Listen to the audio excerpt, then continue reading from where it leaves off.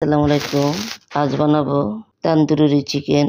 এখানে আমি 6 piece leg piece নিয়েছি। এই কাপে আমি 1 কাপ টক দই নিয়েছি, 1 টেবিল চামচ রসুন বাটা, 1 টেবিল চামচ আদা বাটা, 2 টেবিল চামচ পেঁয়াজ বাটা, 1 চা চামচ গরম মশলার গুঁড়া, 1 চা চামচ মরিচ গুঁড়া, 1 চা চামচ জিরার গুঁড়া, 2 চা চামচ তন্দুরি মশলা, হাফ চা চামচের থেকে একটু কম ফুড কালার, স্বাদ মতো লবণ। আমি ভালো করে এটা মেখে নেব। মশলাটা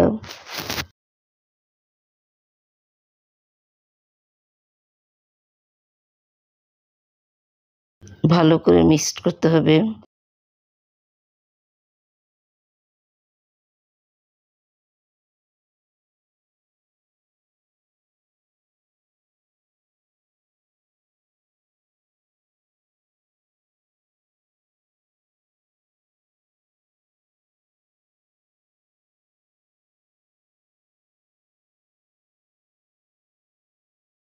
আমি মুরগির রান 6 পিসের মতো নিয়েছি। মুরগির রানগুলো আমি মাঝখান দিয়ে একটু কেটে নিয়েছি, যেন মশলাটা একটু ভালো করে মশলাটা যেন মাখা যায় এবং মশলাটা যেন ধরে, খেতে ভালো লাগবে।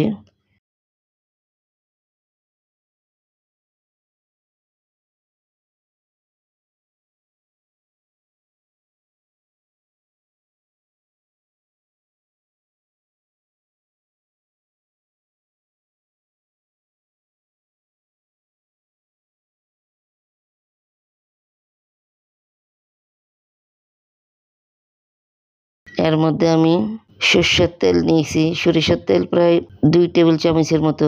সরিষার তেলটা অবশ্যই লাগবে, অবশ্যই আপনারা দিবেন।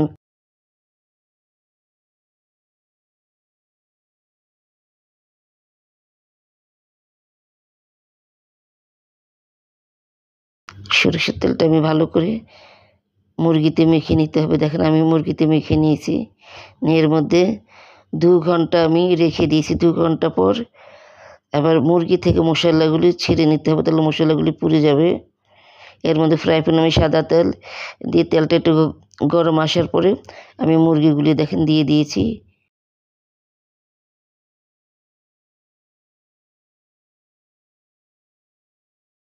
আমি একটু ঢাকনা দিয়ে দিয়েছি এবং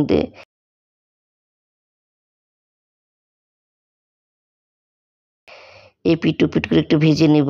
এভাবে আমি সবগুলি মুরগির রানের পিস সবগুলো আমি ভেজে নেব।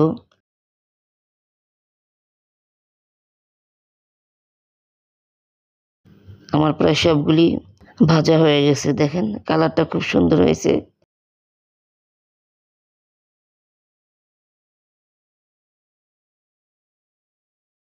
যে মশলাগুলি ছিল, মশলাগুলি একটু পানি মেখে আমি যে মুরগিগুলি ভেজেছি ওই তেলেই আমি মশলাগুলি আমি দিয়ে দিয়েছি। এর মধ্যে আমি 2 টেবিল চামচ টমেটো সস দিয়ে দিলাম এবং আমি চিনি দিয়ে দিয়েছি প্রায় 2 চামচের মতো। মশলাগুলি একটু ঘন হয়ে আসলে, ঝোলটা একটু শুকালে পরে আমি আবার লেগ পিসগুলি দিয়ে দেব।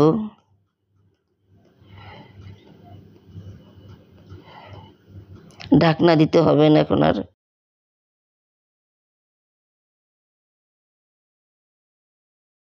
দেখেন খুব সুন্দর হয়েছে, খেতেও কিন্তু খুব মজা।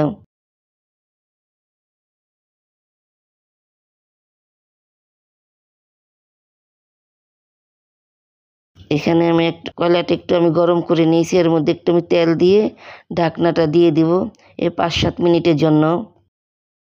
কয়লার বাটিটা সরিয়ে নিয়েছি। এখন আস্তে আস্তে আমি মুরগিগুলি একটা প্লেটে বেড়ে নেব। এই দেখেন আমার হয়ে গেল তন্দুরি চিকেন। এটা নান রুটি দিয়ে খেতে খুব মজা। এভাবে আপনারা বানিয়ে খাবেন। ধন্যবাদ।